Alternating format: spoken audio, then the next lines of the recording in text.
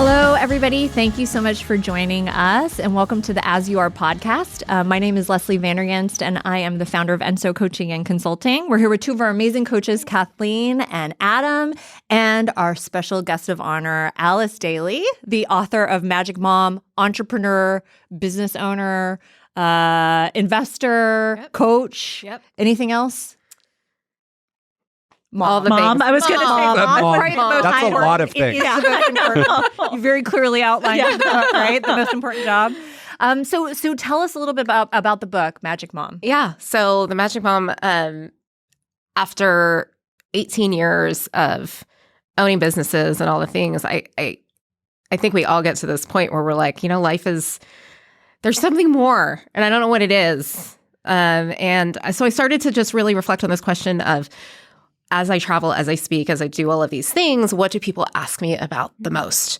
And the question that they asked me about the most was, how have you raised 4 kids that are so curious and kind and adventurous and entrepreneurial? And I was like, I could talk about that all day. So that ended up being the book. And so Magic is actually a framework, which is model, affirm, grace, inquire, and coach. And I know that as moms, we will pick up anything that will help our kids. And really, at the end of the day, helping our kids is just a look in the mirror. Yeah. Ooh, that hits. It's like just parent yourself a little bit. Yeah. So that's where it came from. So talk to us a little bit about each of those acronyms and how they apply to us looking at ourselves in the mirror. Yeah. So, M, model. So as a mom, who are my models that I'm looking at as I'm going through the journey? Because we talk a lot about, who are models for my kids and how, but as I parent, who am I looking at to model that? Yeah. Because at some point, I think we forget that, we have to keep growing. We have to keep moving forward. So there's the modeling piece. Affirm is obviously, I think the first thing we think of is affirmations and, all the great things that we can be saying for ourselves, to ourselves. What do we say when we're talking to ourselves? But also affirmation in the sense of, what communities are we in and what communities are we surrounding ourselves with? Because the community affirms a lot of things that we think and believe and how we want to move forward. Grace, I think this is where a lot of moms, we're really easy to give grace to our kids, but what does grace look like for ourselves? Grace could be, taking 10 minutes out in a day to just, be by yourself or journal or we'll go get, our oil change every 3,000 miles. Yeah. What the heck does grace look like for ourselves? Right. And that's just maintenance. Like, that's not a luxury to go get an oil change. So I think a lot of times we're like, well, I went and got a massage. It was like this amazing luxurious thing. I'm like, yeah, that's kind of an oil change. Yeah. What does actual grace look like? Yeah. I inquire, what are the questions we're asking ourselves? And what are the questions that we're asking kids? Because we, you ask a bad question, you get a bad answer. And as coaches, we're like, so much of what we do is just asking good questions. Right, That's exactly. But nobody teaches us how to ask questions. We're taught in school how to sit there and answer questions. Right. And there's a right answer, and there's a wrong answer, and there's a red pen. Yeah. And it's like, well, what if we got out of judgment and just got into curiosity instead? Yeah. And what does it look like to be curious about our own journey and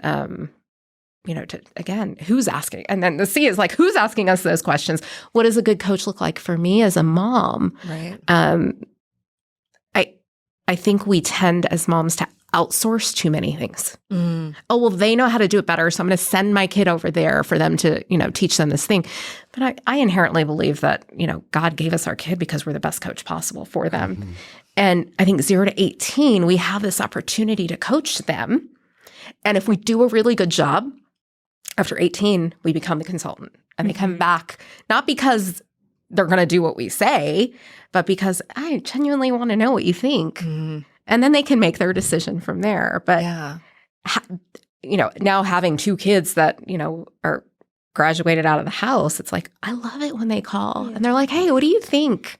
What do you think about this or this? Now, they don't have to take anything I say, but it's because that coaching happened in that first 18 years. And I just want to go back real quick and kind of part of the premise of the book was the Carl Jung quote of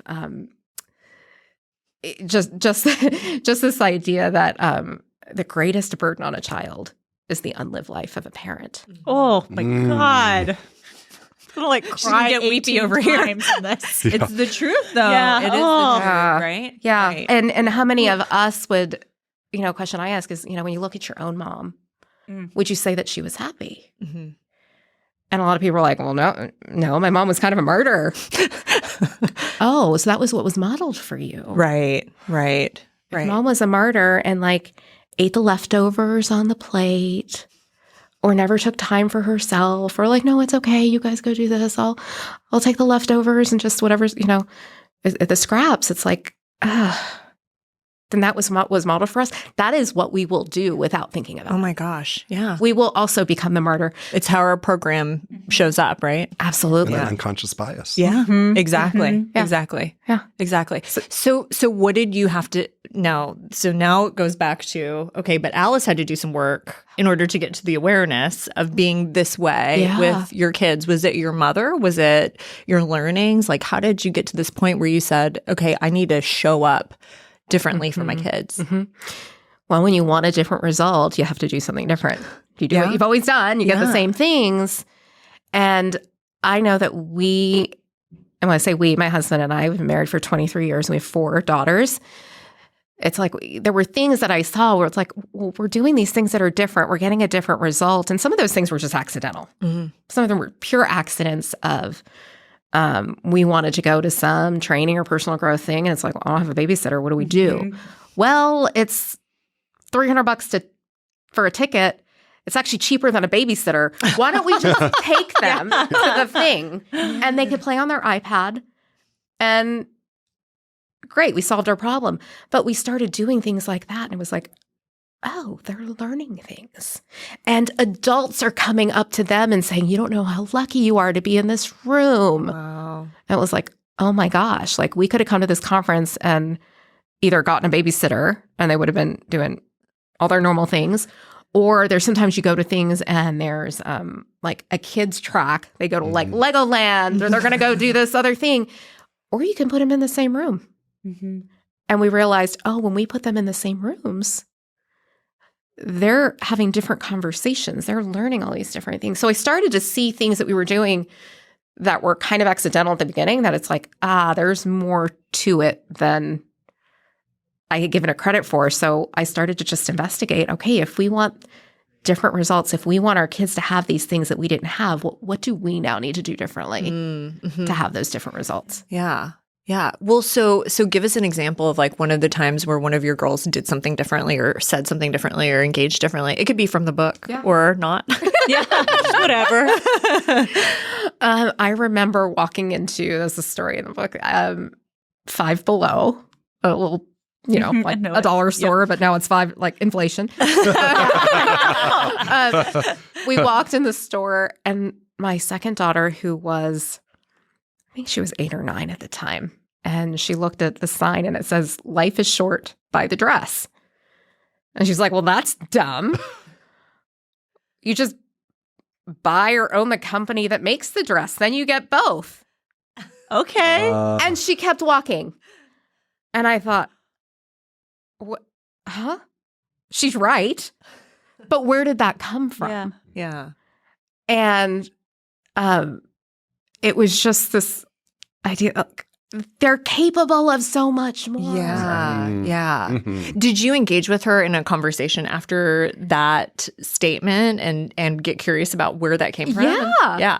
And I think with some kids, it's just inherent. She was the kid that got in trouble at school because she started making bracelets and selling them. But not only did she start selling them, she got other kids to make the bracelets. Yes. Yeah. There you go. And sell the bracelets. And then they banned. She's MLMing. Yeah. Totally. Totally. So she inherently thought that way. Right. But then some of our other kids, it's okay, they're not inherently like that, but we changed their entire educational model to a school where a business fair was a normal thing. Mm-hmm. How does business work? So starting at age 5, they actually have to go get their own little booth, and they have to either create a product or they have to when you see these elementary school kids, it's the cutest thing because they all have baked goods. Everybody wants to bake. And And so like the first year we participated, like all my kids were like, let's do all these baked goods. I'm like, I don't want to eat anything that like these kids make. Like they're gross. But one of my kids realized, you know what? There was no water. Let's go. Yep. And she's like, I don't have to bake anything. I can go to Costco and buy water bottles and sell those for $2 or $3. Game on. So that's all she did. She started doing drinks. So the next year she went and she's like, oh, I don't even have to make anything. Smart. So see where there's a need, right? Yeah. Yeah. But you just put them in these situations and they figure it out. One year we went to San Diego and I mean, this went back when we had flip phones. And so our 11-year-old took a nap and the rest of us like left and we're like, we're going to go explore. So we started exploring. And the thing about this flip phone was that she could hear us, but we couldn't hear her. It was a broken little flip phone. I remember those. And we're like, well, come meet us. And so to text, remember how you like, oh my gosh, so long. Yep. So long. So like she wasn't going to do that. So basically we gave her instructions on where to meet us. But she had to walk out of the hotel at 11, downtown San Diego, and find us. And it was one of those things that, I tell this story now and like somebody can call Child Protective Services, like for me, but it's like we're not taking enough risks with our kids. Yes, absolutely. Absolutely. I read somewhere that kids, back when we were all growing up in the 80s, 90s, little things like going to the corner store or like walking to school on our own or all of these things that we just kind of intrinsically did just because, also like 80s parents were a little bit more riskier and they just kind of threw us to the wolves, but they don't have the opportunity to do that now. And so it's on the parents to be purposeful about putting the kids in risky situations, right? Go to the store, pay for this, use this credit card, figure it out, sign it for mom, whatever, right? And they don't have those opportunities to do that. Southwest Airlines, you can fly by yourself at 12. All of our kids. I was just truly thinking about how environment is a huge part of this because I lived in New York for a good stretch of time. And like I do not that long ago remember seeing like 10-year-olds riding the subway by themselves. Yeah. And so if you're not naturally in a setting like a city setting or if you're flying regularly, how you create that setting so that you do give them the chance to kind of put themselves at risk. Right. It's really important. Yeah. How else do they build confidence? Yeah, exactly. So in the book, you talk about how you and Seth are both NLP certified. Yeah. But prior to that, you were an HR person. Yep. Right? And Seth was in financial services, is that right? Yeah. So we graduated actually thinking we were going to full-time ministry. We thought we were going into church work. We met in college thinking we were going to work in the four walls of church. He starts taking business classes and realizes like, oh, these are coming really easy. And then he sat for a CPA, got a CPA. And then we started realizing, you know what, maybe we're supposed to be in the business world. And so I got into HR. He was a CPA. He was auditing. And then auditing. It's fun. It's a party. Everybody's straight. Everybody's favorite person. I'm not knocking anybody who's an auditor because they're special. Thank God for those people. Truly. Yes. But I don't want to knock that career. Actually, he got his CPA because of a line in Rich Dad Poor Dad where he said numbers were the language of business. Yeah. So he's like, Very I know smart. we want to be in business one day. Yeah. So I want my CPA just to be able to speak that language. And then we'll go start our own business. And we didn't know if we were going to like open a Chick-fil-A or a tire store or whatever, but we got into real estate and still have that business to this day, 20 years later. But it was, gosh, and I lost the original question. Well, yeah. So you guys were kind of in normal day jobs. Totally. And then something changed. Talk about like that transformation to, okay, this thing that we're doing right now is not working any longer. And what was the catalyst for that? What did that look like for you? So I think, we use the term midlife crisis. And I think crisis is a really interesting word because when you look at it, it's really danger and opportunity. Yeah, sure. And a lot of us just look at the danger piece. Again, going back to risk and safety. But what's the opportunity when that happens? And so for me, I started to get bored. And I think boredom is a clue to, okay, something's not quite right. And so if I really look at it, it happened way earlier than when I started to address it. I was sleepwalking through life. I was just, I think most of us sleepwalk through life because we go through, 12 years of school. And then about 5 different things happen after what most people go through of, 12 years of school. Either you go to college, you get a job, you get married, you have a baby, you buy a house, and then the pages are blank. And I think the difference between, and then I think you sleepwalk for a period of time because now it's like, oh crap, I got to pay the mortgage, I got to raise the kids, I got to do all the responsible things now to pay for this life that I've created. Right. And at some point, you get to this like, well, is this all there really is? Is this all life's really about? Like, this isn't fulfilling anymore. And so I started going out and doing different things. I'm like, I got invited by a client to go climb Kilimanjaro. Oh my gosh. There was 14 women, and we went and we raised money for women that were affected by violence in war zones. And I'm like, if you ask me why I really went, I went because I needed friends. And I was like, all right, if I climb this big mountain with these women, surely we'll be friends by the end of it. So we went to Rwanda and the Democratic Republic of Congo, and we climbed this mountain. And anybody that knows me well would know that the Holiday Inn is like camping for me. So Kilimanjaro was not like this dream bucket list item. I was really lonely. And I just knew I wanted friends. And so I did that. And then I just started trying all of these random like things of like, well, maybe I'll do this. I got to maybe I'll open the school for our kids that I really loved. And I realized as I got closer and closer to opening it, I'm like, I don't want a job and I don't want to plant myself more in a city that I don't actually want to live in. So then I'm like, okay, if we really only have one life and I could do anything I want, what I want, I'm like, well, we'd move. I'd educate my kids differently because the world's just kind of a different place. And what if things don't need to look like the way that, I was raised? And this is even before COVID, that I'm talking about. Now, after COVID, there's a whole other conversation we can have, right? And so it was like, oh, well, really, if I get to design my life, what do I want it to look like? And I put everything on the table. I put where we lived on the table. I put my career on the table. I put our marriage on the table. All of it. I was like, I will light a match to all of it because that's how unhappy I was. And I hate that sometimes it takes getting to that level of pain to make a change. Right. But we're often more motivated by that pain. 100%. Than the pleasure. Right. And now, looking back on, this is now 6-7 years ago, I'm like, dang, I wish we had done this a long time ago. Right. Right. All 6 of us in our family would say, I wish we had moved sooner. Yeah. So what was that when you talk about the school for your kids or educating your kids differently? Like what changed for you in that? We love the Mark Twain quote where he says, don't ever let your schooling interfere with your education. Oh, yes. That feels like an Adam quote. Yeah, I was going to say, Adam has a good chuckle. He's like, I said it. They aren't the same thing. Right. We have confused, Absolutely. We have confused and collapsed those things. Education happens everywhere. The world is our oyster. It's like education's everywhere. And we said, we will go along with traditional schooling until it doesn't work for us.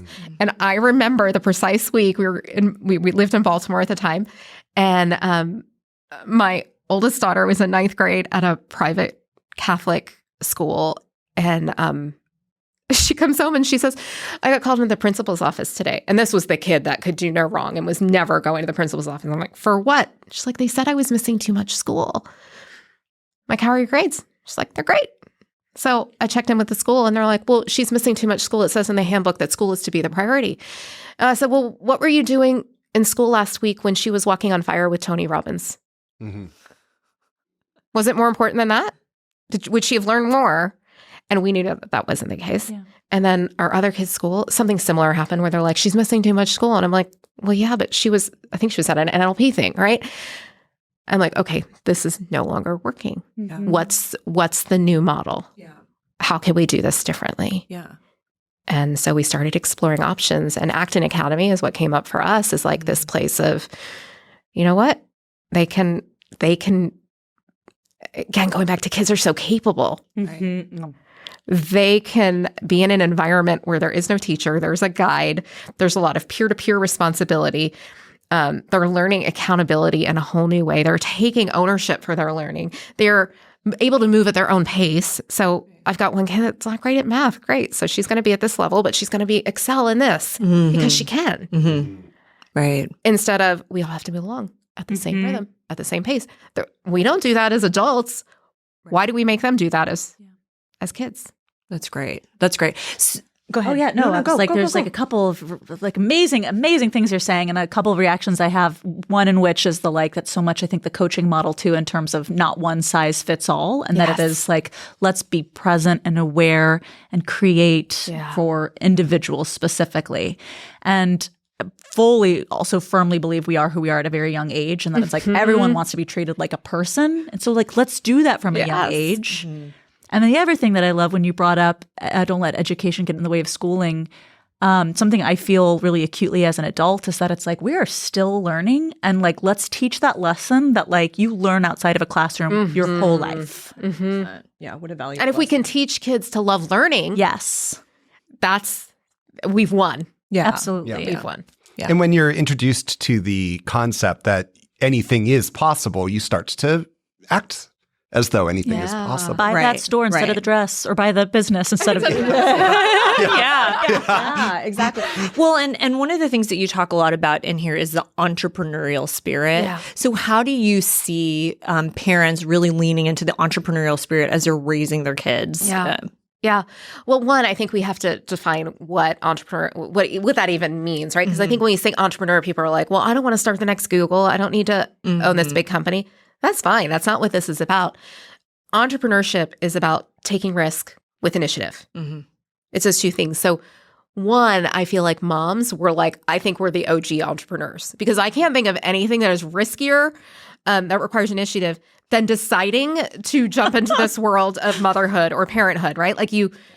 That is the most risky thing you can do. So if we can adopt that identity of every mom's an entrepreneur, and own it. So even if you stay-at-home mom, I think we diminish what an entrepreneur they are, because one, you're bringing kids into the world, and then to run a flipping household, right? You can run a household, you can run a big corporation. It's the same thing. It's same skill sets, and so to understand it as such, and even if your kid's not going to run the next Google, as someone that hires people. I want to hire people that think that way. Right. They're going to become intrapreneurs. They're going to build something within something else, somebody else's, vision, and that is immensely valuable. So I want kids that are going to be that in the world wherever they go, that they're going to be able to build, and they're going to be able to create whether it's their own thing for other people or within somebody else's world. So I think if we just start to adopt that having the entrepreneurial spirit is a beautiful thing, and to start looking for patterns. We are who we are from a young age, and as we're adults, we find that we're trying to go back to who we were as kids because we put on all these masks over the years, trying to be more like so and so or more like so and so, and it's like, oh my gosh, so much of when you turn 40, you're like, well, shoot, who was I when I was 5? Yeah. Just coming back to that. So with our kids, if we can nurture and foster those things when they're young. 100%. I love it. One of the things that I was curious about is just how do you run a business, you're a coach, you're now an author, your husband is also an entrepreneur and runs business and, does all the things as well. What is balance? I mean, balance, we throw that term around very loosely, because what is balance? Nobody can define it, and does it really exist? But what does that look like for you guys in your home? Yeah.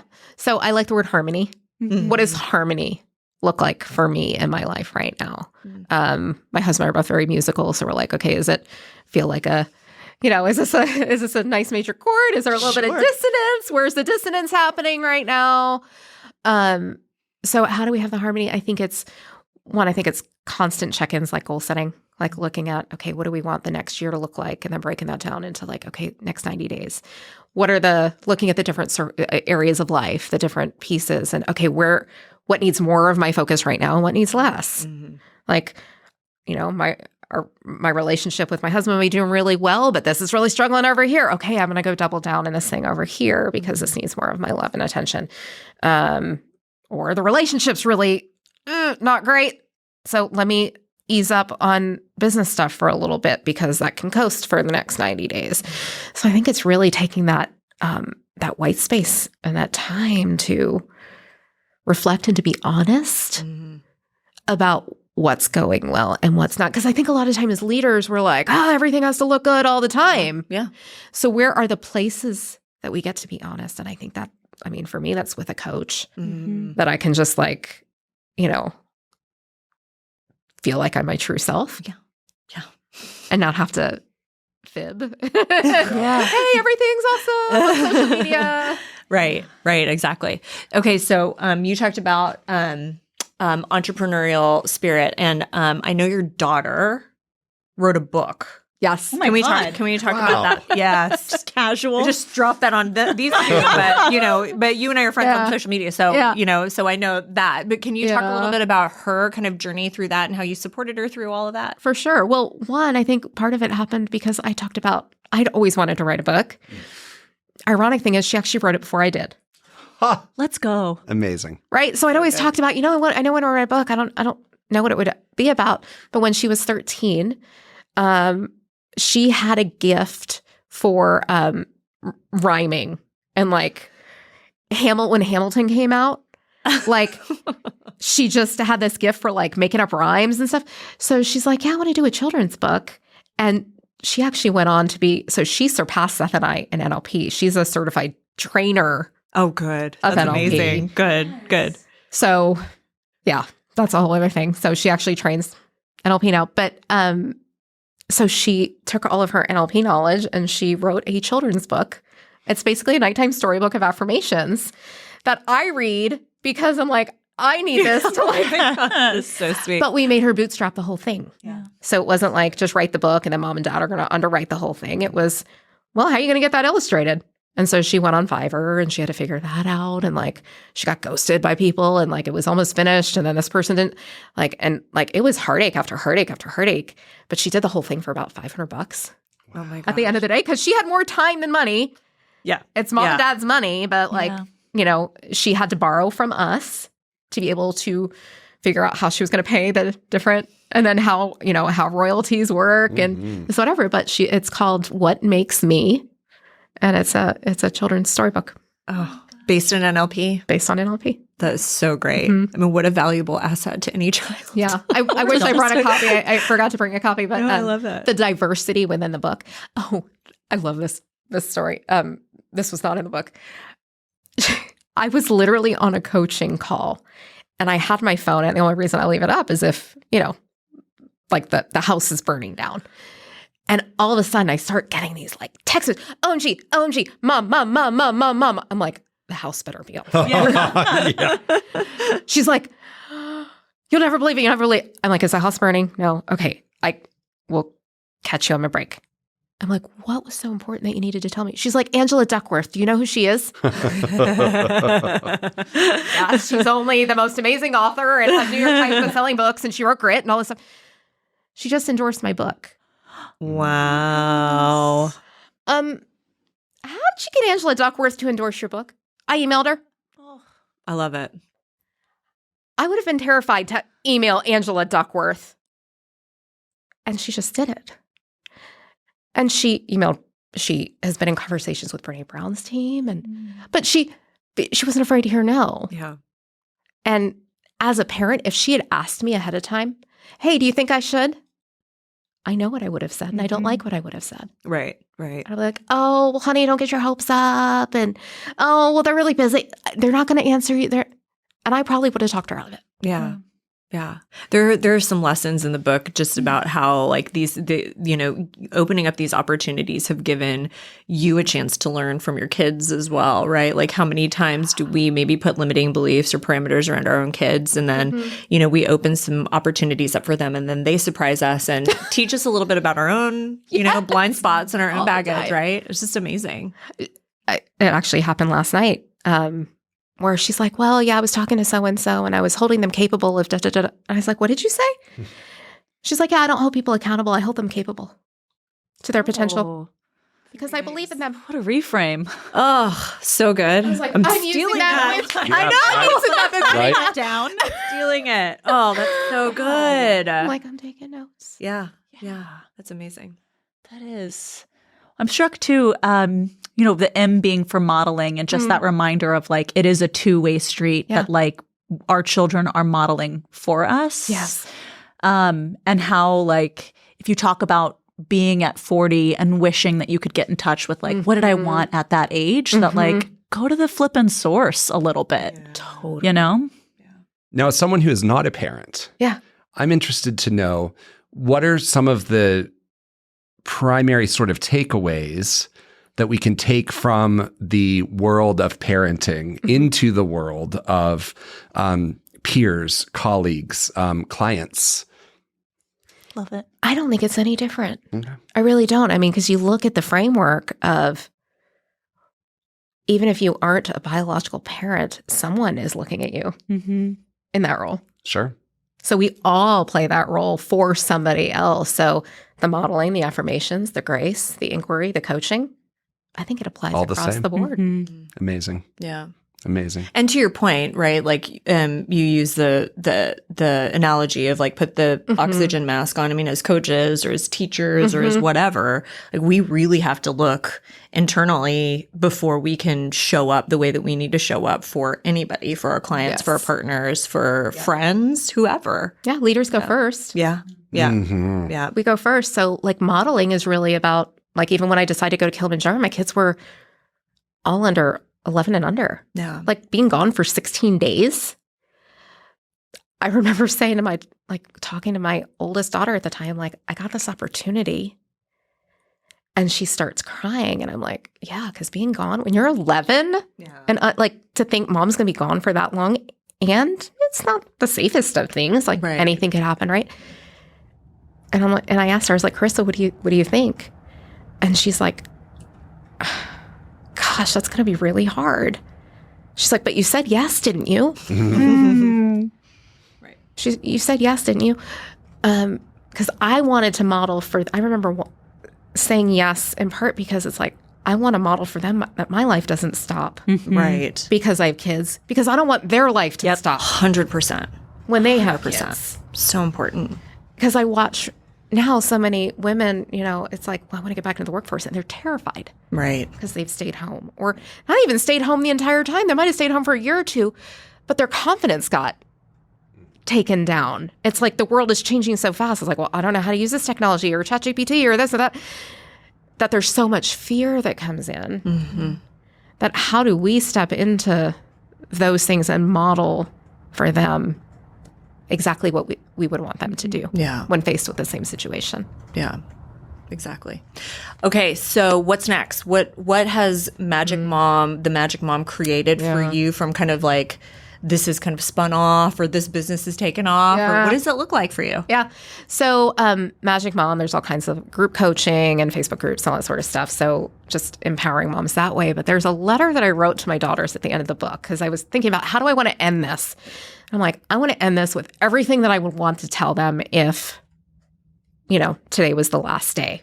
What would I want them to know? And that is one exercise I do encourage everyone to do. Like, what would you want them to know? And so as I was writing, I said, don't be concerned about fighting for your seat at the table. Because it's a message I think we hear a lot. Like, go fight for your seat at the table. Go take your place. Go. I'm like, don't go fight for your seat at the table. Just go build more tables. Because the world is always going to have women that need a place to sit. So go invite them to come sit with you. Go build more tables. Be a table builder. And when we made this move across the country, I'm like, well, I need some friends. I need to build a table. And so I just started casually inviting women over to the house.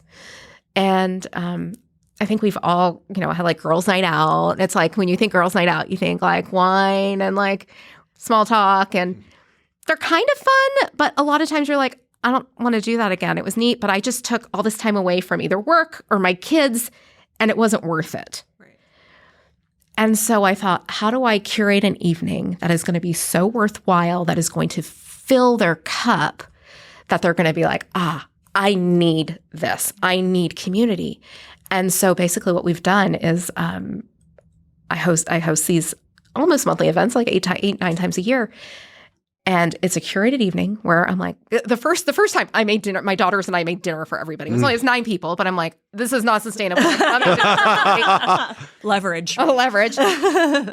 But anybody will pay $25 or $30 for to have dinner catered and to have an experience. So everybody chips in, everybody, RSVPs, buys their little ticket to come. They come from like 6 to 7. We do name tags. You can invite anybody you want. The beautiful thing is that nobody knows, everybody there, me included, because the whole idea is that you're inviting new people. And so 6 to 7 is kind of casual. And then 7 to 8:30 is a curated experience around internal questions. Like I'll tell a little story, ask a question, they're journaling, and then we break up into little groups. There's more prompts for that. And it is not uncommon for me to hear at the end of a night, oh my gosh, those 3 people know more about me than my best friends and my family do. Yeah. How did that happen? Right. And they think it was like just this cool, like it just organically happened. It's like, no, it was very curated. Like it was structured. Yeah. And then we'll do some sort of fun activity, at the end again to give them time to connect. But basically now the feedback I was getting online was, oh, I want to come to your event. I want to come to your event. I live like really far away, but I want to come to your event. I was like, no, how do I help more women have these experiences? So we've basically taken this model and now are coaching women how to start these groups wherever they are, because women, we have limited time and we want to grow our businesses and we want to grow our community. We want to model something for our kids. So how do we make that as efficient as possible? And so I wanted to be able to give women these tools to be able to do that. And if you're an entrepreneur, you can't not grow your business through things like this, because if you become a change agent for somebody in their life, they're with you forever. And the premise of the Table Builders idea is actually a C.S. Lewis quote where he says, friendship begins at the moment when one person says to another, you too? Oh, I thought I was the only one. So many great quotes out of you. My God. I thought I was the only one because that's what divides us is like, oh, well, she's got it all together. So, But when you have those moments of like, oh my gosh, you too? That happened to you? I'm not the only one. Now friendship is born in that right there. So creating those moments at these tables. I love it. Also, sorry, in the moment I was like, ooh, I have a thought for a question. Yeah. If someone is down on themselves or like, I'm really stuck and I don't think my life is together at all and I don't think it's ever been together. Yeah. That they might be listening to this and it's like, oh my God, this woman, her kid has written a book. She's written a book. She's had so many different careers. She's created these businesses. Something in you that someone who's maybe really struggling could hear you say that would then be you too. You've also been there. It's not so far away. Yeah, let's go rewind back to that 6-7 years ago. Yeah. I was ready to literally take a match and burn the whole thing down. A marriage of 20 years, where I was living, all the friends that I had, because the pain was so great. Mm-hmm. But we have a choice in that pain. That's the crisis. Mm-hmm. That's the danger, the opportunity. And what we do in that moment matters. And everybody has that place where that happens. So anybody that tells you otherwise is lying. They're just lying. Run. If they tell you they've never had that. Yeah. Can we stay in the ick a little bit longer? Yeah. Because going back to that moment, it is sometimes I imagine an insurmountable feeling to not strike that match. So how did you get yourself through the yuck and the struggle of it? Mm-hmm.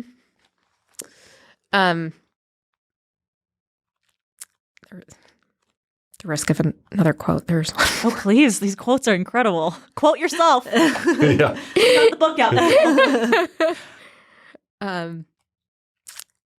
Going back, I can tell you the day. It was It was December 4th. I walked into my office. I had a glass door, and I'm not a crier. And that was the day I could not get the tears to stop. And I thought, what is happening? I didn't know what the feeling was. And I'm like, I don't know who to call. I don't know what to do. This was my life. So this is Barbara Kingsolver. And she said, as long as I kept moving, my grief streamed out behind me like a swimmer's long hair in water. I knew the weight was there, but it didn't touch me. Only when I stopped did the slick, dark stuff of it come floating around my face, catching my arms and my throat till I began to drown. So I just didn't stop. Busy is a drug. Mm-hmm. Busy is a way that we behave so that we don't have to feel. And that's what I did for a lot of years. I just didn't feel. And I used my kids, I used my business as ways to justify not stopping. And I think the greatest gift we can give ourselves is to stop and feel the pain, because that's when you have the opportunity to come alive. The pain means you're still alive. Mm-hmm. So if you're feeling the pain, thank God, because you're alive. And it has the ability to be transformed, but you have to feel the pain first. And I think there's a lot of people that are just not willing to feel the pain. Mm-hmm. So it's like, I'll go drink, I'll go shop, I'll keep busy in my work. I mean, real estate, I was doing work where I was getting rewarded the busier I was, and everybody was trying to be like me. And I realized, like, I don't even want to be me. You want to be me. You don't want to be me. Mm-hmm. But you have to stop to feel it, to be able to do something, to be able to transform it. And with the musical metaphor again, it's, yes. It's the silence, it's the caesura, yes. it's the moment. That's this one here. It's the life. It's the reminder that those things happen in the silence, in the pauses. And back to the idea of the harmonic progression. You can't have any of this without dissonance. There's no music without dissonance. It's just consonance. Yeah. And to keep moving forward toward that cadence and that final bar line. That's it. It's beautiful. Beautiful. Well, this was fantastic. Thank you, Alyce, for joining us. I know. She's like, I don't ever cry. And I'm like, I cry. God, so great. It was so great to have this conversation with you. Yeah. Where can people find out more about The Magic Mom? So The Magic Mom, you can find on Amazon, but themagicmom.com or AlyceDailey.com, and on Instagram and Facebook, find me there. And if you want to join a table, if you're like, hey, I need friends and I want to join one, or if you're like, hey, I have a community of people that I want to get together and I want to start one. Awesome. Let me know. Awesome. Well, thank you again. Thank you guys so much for listening. And again, this is As You Are podcast. Please subscribe on all major platforms, and we will see you again soon.